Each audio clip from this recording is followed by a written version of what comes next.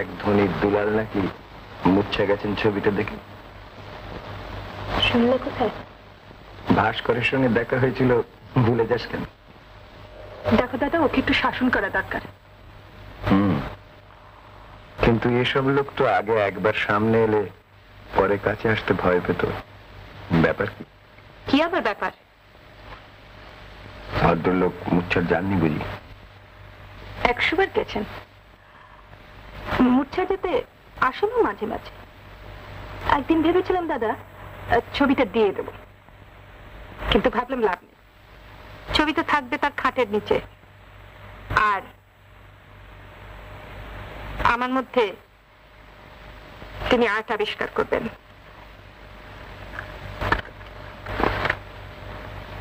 এর পরের দিন এলে ছবিটার মানে জিজ্ঞাসা করবো ভাবছি।